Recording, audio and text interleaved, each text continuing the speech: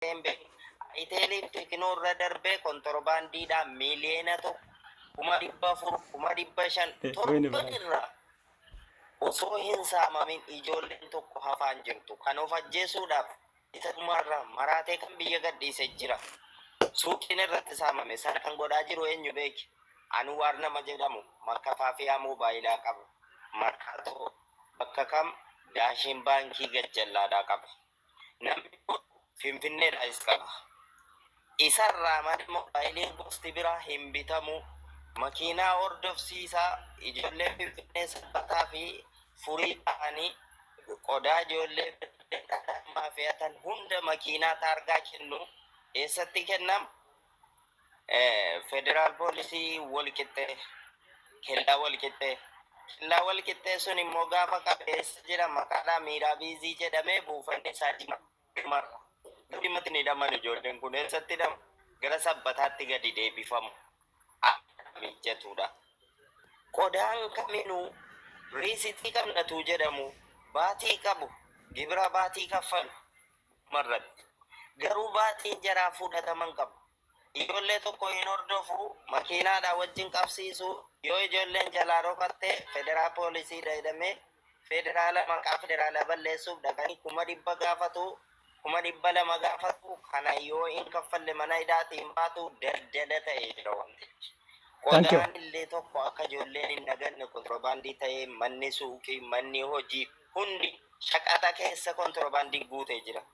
Makaatti moggaasanii kun ijoolleen akka illee eenyutti namichi waan kana basaasummaa kana irratti hojjetu namichi basaasummaa kana irratti hojjetu Anwaar jedhama. Bakka inni teknooloojiin walii mallatteessanii okay.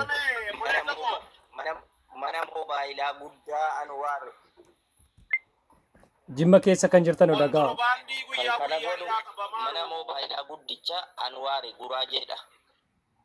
Okay. Guraajeedha namni sun. Yoo isarraa hin taane kan ijoollee tokko hin qabamne mi'a as baasi jedhe. Ijoollee daldaltoota moobaayilaa elektirooniksii na hordofaa jedhi sagantaa qabee fi ajaa'iba dhageessa. TikTok irratti waamime. Ajaa'iba argita waan ta'aa jirtu. Baharri ammayyuu markabni doonii Yamanii fumaata ijoollee biyya Jimmaa ta'uudha. Kan inni deemaa jiru. Sana kan Abiyyi kan quban qaba. Abiyyi wajjin wallaahi ofii dhabnu ilmoo keenyatti guddina kan isaati. Ajaa'ila jiru kun immoo miidhaa irraan gahaa jiru. Thank you. Galatoomii Birooki. Isa kanaadha. Okay, galatoomii. Thank you. Galatoomii. Rakkoo daldalaa haaraa maayikiroo xixiqqaa godina kee magaalaa Jimmaa keessatti daldalamaa jiru. Gibira mootummaa sirnaan utuu hin kaffalini namni kuni kontiroobaandii saamicha. Gibira kan jedhamu erga suuqii galee osoo suuqiin galiin makiinaarraa buufatamee fudhatamaa jira. Riisitiin ittiin kutamu yeroo saamamu sitamne reedanii riisitiin kutanii itti deebi'a ta'u. Kitaabuu murugaatiin saamamaa jira. Tanatti dhufna. Maaliif meeshaa kontiroobaandii dheengadda qabamee akka guutuu biyyattiitti walitti qabamee elektirooniksii meeshaa daldalaa qoricha waa hedduu kan poolisiin federaalaa koomishiniin poolisii federaalaa Finfinnee gabaasee lafa jira. Sana suutumaa wajjin baafna. Namoota 104 dheengaddaa daldala seeraan alaatii fi akkasumas maallaqa seeraan alaa kana daddabarsuudhaan kan gabaasame sun lafa jira. Ijoolleen keenya kun heeyyama daldalaa qabu miti? Mana suuqiitti banatanii qabu miti?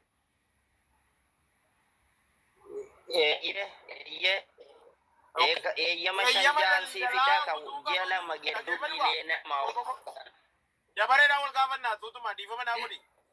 Eeyyama daldalaa utuu qabanuuti poolisiidhaan karaatti qabsiifamanii meeshaan kun kontiroobaandiidha jechuudhaan dhiibbaan ijoollee keenyarra gahaa jira.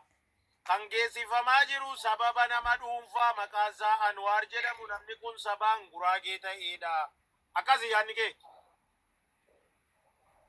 Akkasumatti jedhan? Akkana. Yeah.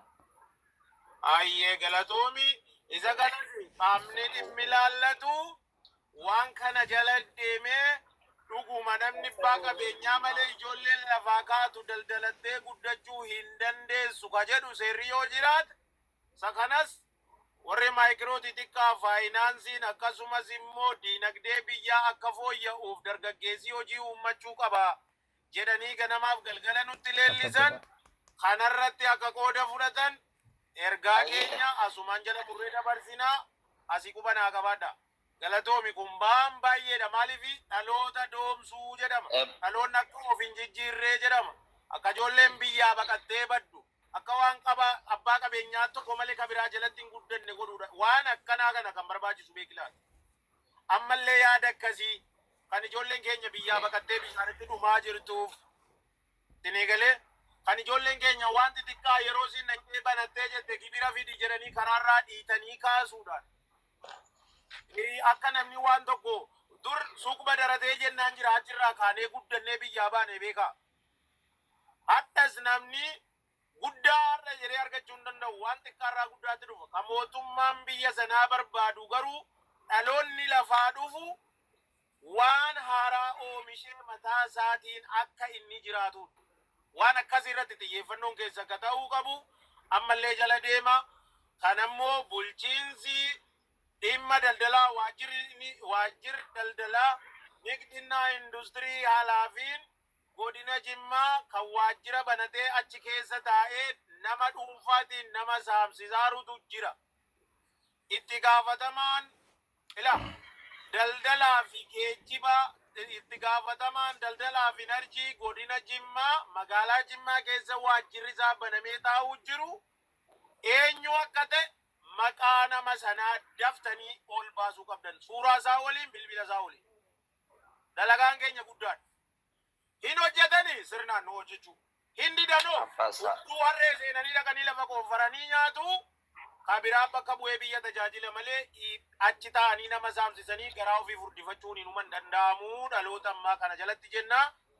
Asiin jala nu jabaadhaa.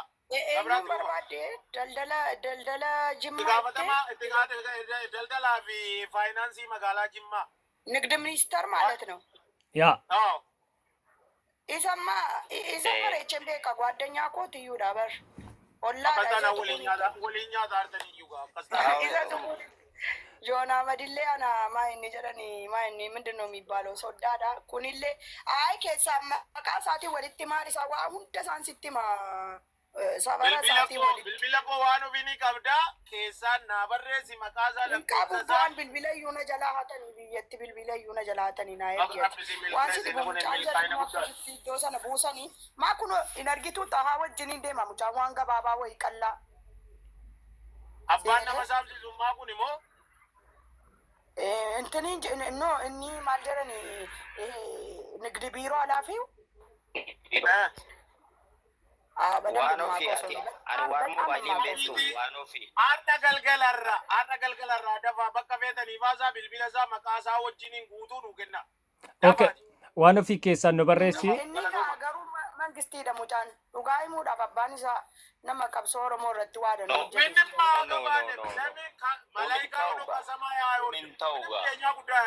Laagaruu Israa'el. Harkarra qabuu qabna amma marroon yoo nagaa buusee ammanta daraaru yoo dhufe siitaanii qabate mucaa marroo sana gadi baafnee kenninaa. No ela marroon yoo daraadaree gade kaabineen naannoo Oromiyaa salphattee jirti eessatti baqattee miti uummataaf hojjetti.